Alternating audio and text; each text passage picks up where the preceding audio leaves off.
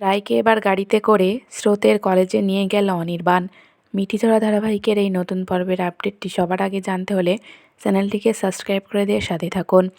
নতুন পর্বের আপডেটে আমরা দেখতে পাবো যে অনির্বাণ রায়ের ফোনে কথা বলা শুনে ফেলে এবং অনির্বাণ রায়কে বলে যে আপনি আমার একটু কেবিনে আসুন।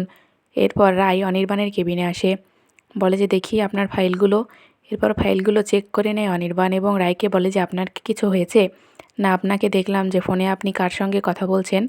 তখন রায় বলে যে আসলে আমার ছোট বোন কলেজে পড়ে, মেডিকেল কলেজে, ওখানে নাকি ওর সঙ্গে একটু ঝামেলা হয়েছে, তাই আমাকে ও ওখানে যেতে বলছে। আপনি কি আমাকে এখানে একটু যেতে দেবেন স্যার? তখন অনির্বাণ বলে যে আপনি যদি কিছু মনে না করেন তাহলে আমি আপনাকে ড্রপ করে দিয়ে আসতে পারি। তখন রায় বলে যে না না স্যার, আমার লাগবে না, আমি একাই চলে যেতে পারবো।